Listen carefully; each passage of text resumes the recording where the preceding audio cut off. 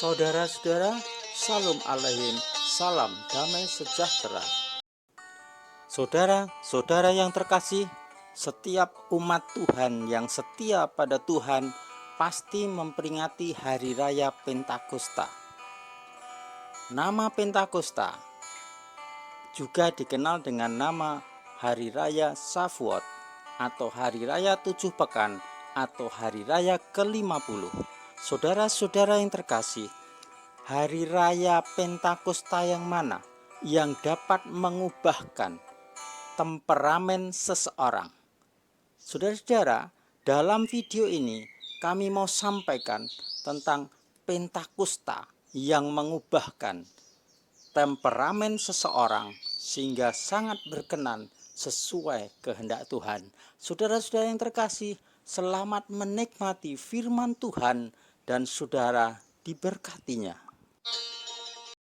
Saudara-saudara, tema yang saya ambil adalah Pentakosta mana yang berkuasa mengubahkan temperamen seseorang.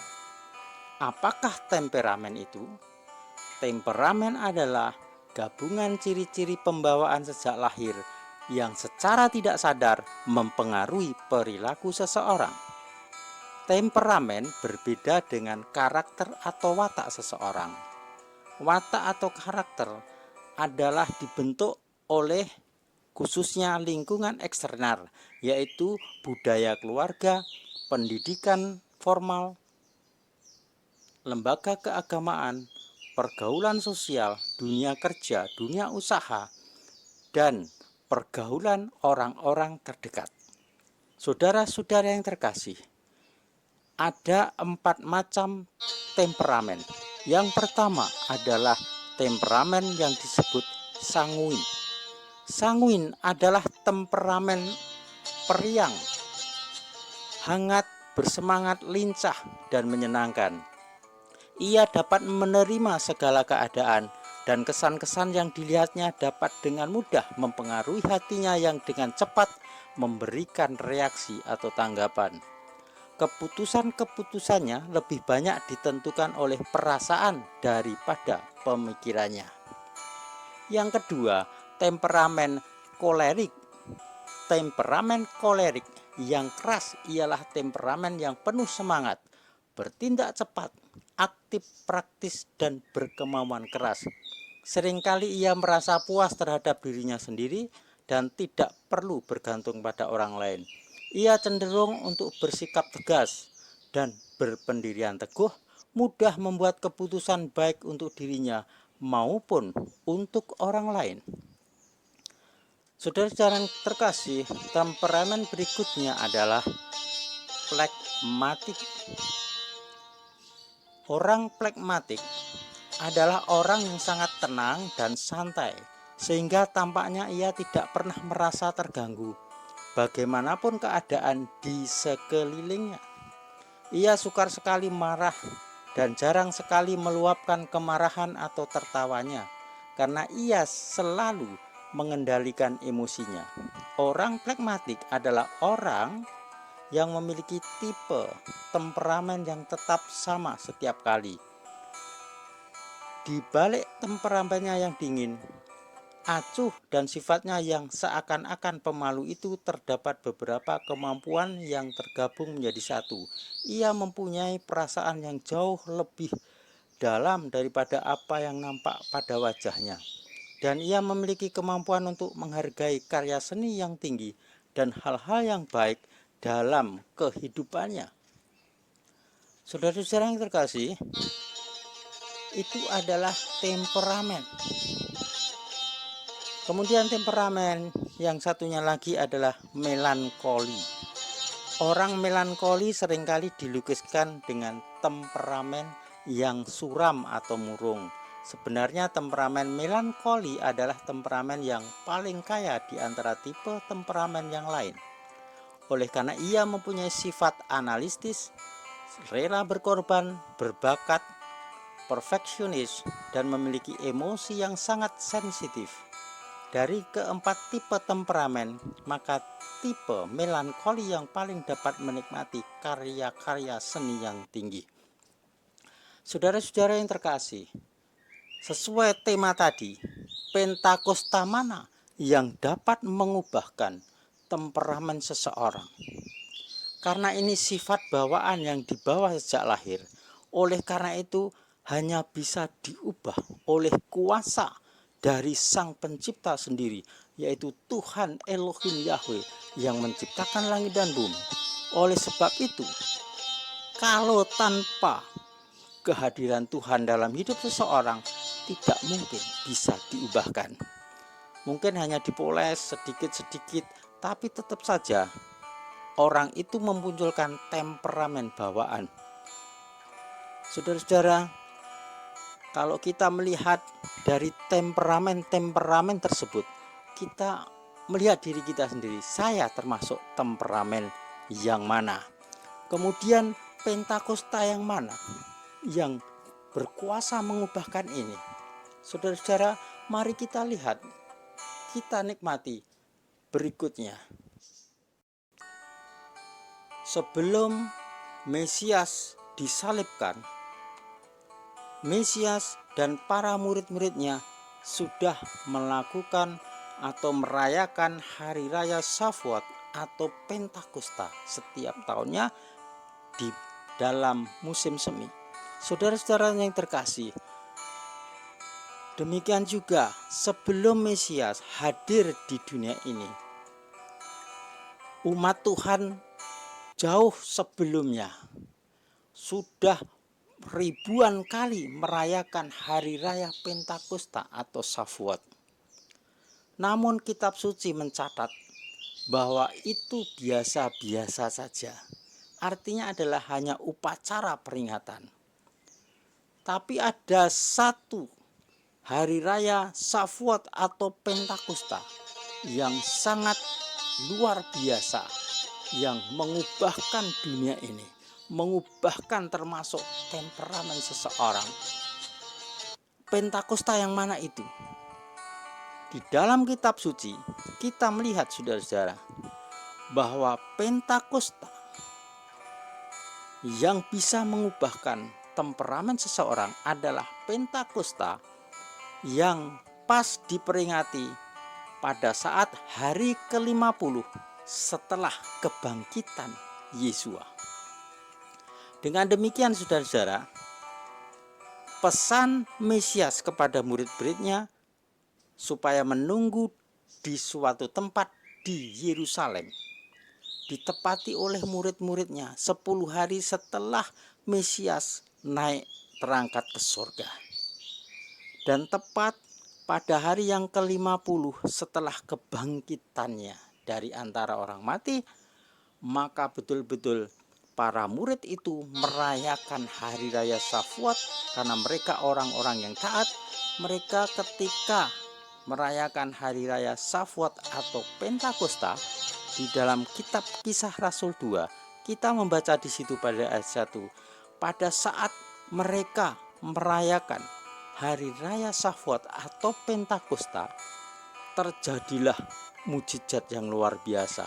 Roh Kudus turun memenuhi mereka, terlihat sebagai lidah-lidah api yang memenuhi para murid yang memang dijanjikan untuk menerima janji Bapa ini.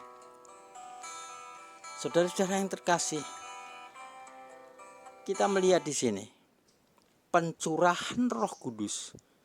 Ternyata apa, saudara? Luar biasa dampaknya. Dan inilah Pentakosta yang terjadi, yang ada kuasanya, tercatat dalam sejarah, yang mengubah dunia, mengubah perilaku seseorang, khususnya temperamen seseorang yang tidak mungkin diubahkan menjadi bisa. Janji yang mana, saudara? Sehingga ini Pentakosta yang katanya sudah diprediksi, diramalkan jauh sebelum Mesias hadir di bumi ini. Saudara-saudara, ketika orang-orang yaitu umat Tuhan merayakan hari raya Shavuot, itu merayakan bagaimana Elohim Sang Pencipta turun kepada umat pilihannya, menyampaikan pesan-pesan firman-Nya yang terkenal dengan 10 perintah. Juga perintah-perintah atau larangan-larangan yang lain. Pada hari yang ke-50 mereka menerima yang namanya perjanjian yang disebut Torah Yahweh untuk umat kudusnya, yang kita mengenal dengan 10 perintah. Dan itu diperingati setiap hari ke-50, 7 pekan. Ya, mereka memperingatinya terus, saudara-saudara. Tiap tahun sekali diperingati sebagai tanda wujudnya. Tapi saudara-saudara, setelah di Bukit Sinai itu Elohim memberikan perintah dan larangannya, memberikan Torahnya kepada umat Tuhan. Ternyata umat Tuhan tidak bisa melakukan apa yang dimaui oleh Elohim untuk melakukan kehendaknya. Sehingga kita lihat umat Tuhan ini dalam perjalanan hidupnya selalu jatuh bangun, selalu melanggar perintah-perintah apa yang dilarang oleh Tuhan. Oleh karena itu Elohim mengubah janjinya. Dia memperlengkapi supaya bagaimana umat Tuhan bisa mentaati perintah-perintahnya. Oleh karena itu dia berjanji, dan tercatat dalam kitab Yeskiel 36 ayat 27. Elohim Yahweh berfirman, dan janji ini digenapi.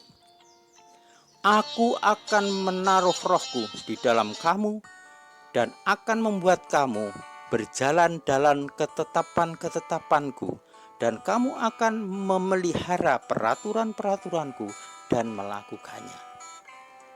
Jadi intinya di sini saudara, ketika roh dari Tuhan ada di dalam kehidupan seseorang, menguasai hati seseorang, maka orang itu tidak dikendalikan oleh kuasa dosa, tapi dikendalikan oleh roh yang dari Tuhan itu.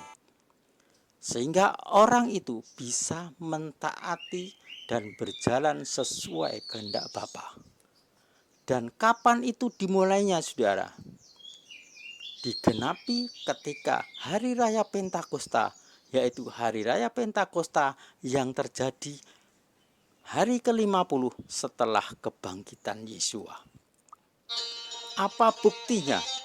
Kalau saat kehadiran Roh Kudus atas murid-muridnya bisa mengubahkan temperamen, kitab suci mencatat saudara-saudara, seluruh murid-murid Yesua ketika melihat gurunya, rabinya, Tuhannya disalib, apa yang terjadi saudara? Mereka ketakutan, menyembunyikan diri dan melarikan dari kenyataan. Bahkan yang namanya Kefa atau Petrus sampai 3 kali menyangkali.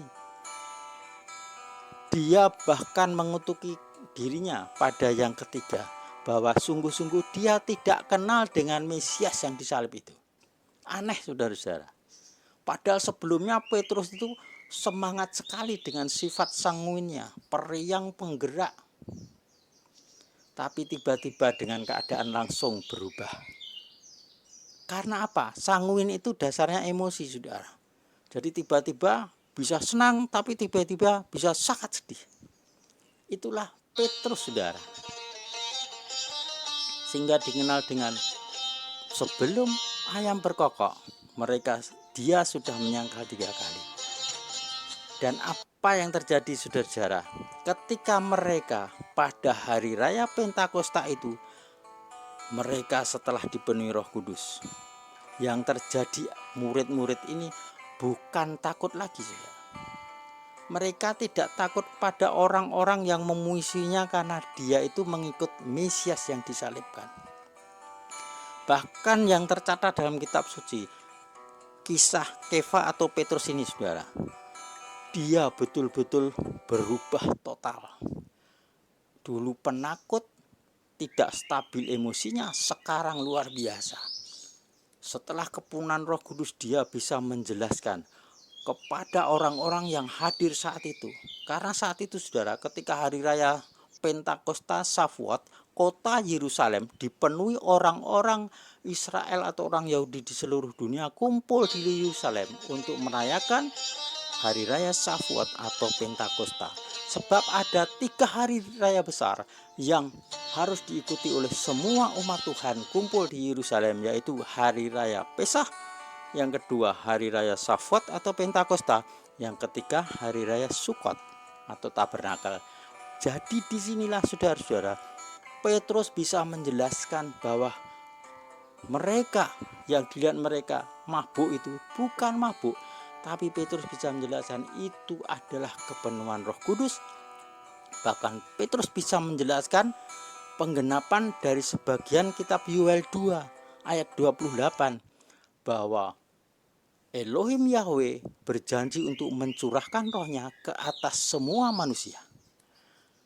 Dan Petrus menjelaskannya gamblang, bahkan menantang yang hadir untuk bertobat, menerima Mesias yang disalibkan sebagai Tuhan Juru Selamatnya.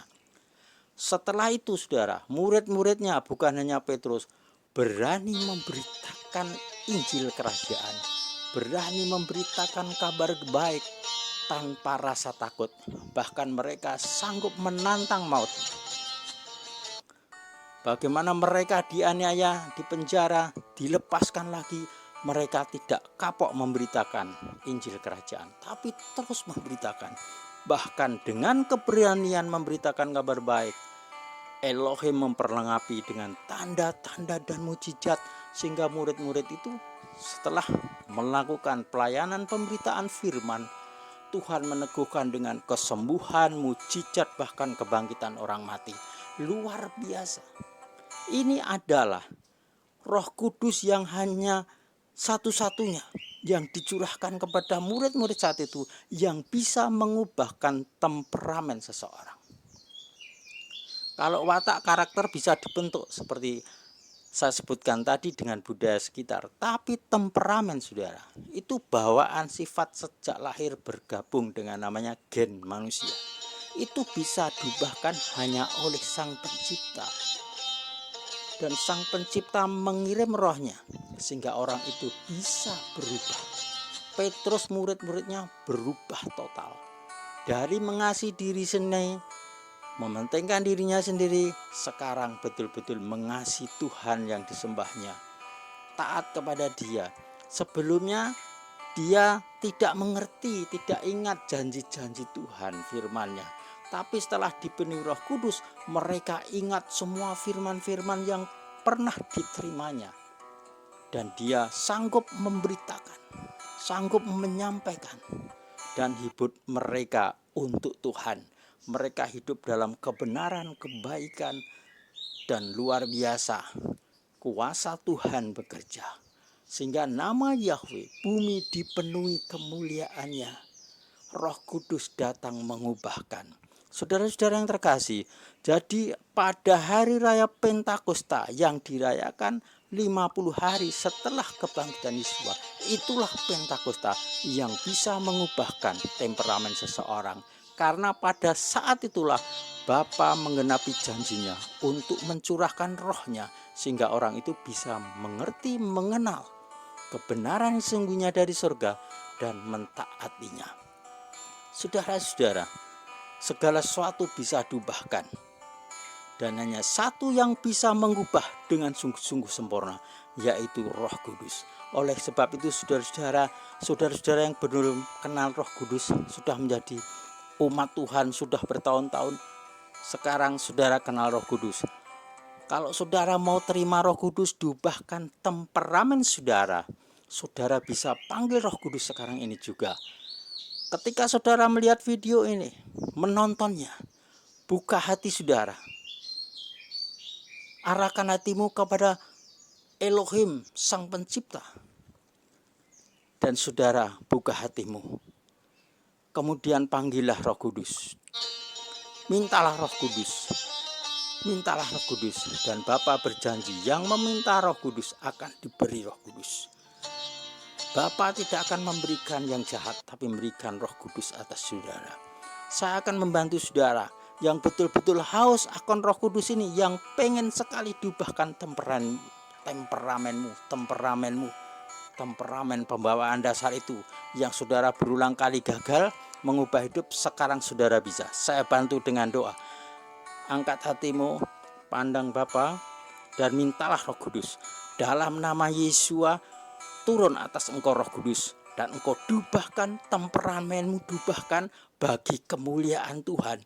Engkau bisa taat karena Roh Kudus hadir di dalam hidupmu. Kasih karunia Roh Kudus atas saudara dari surga turun sekarang atas saudara.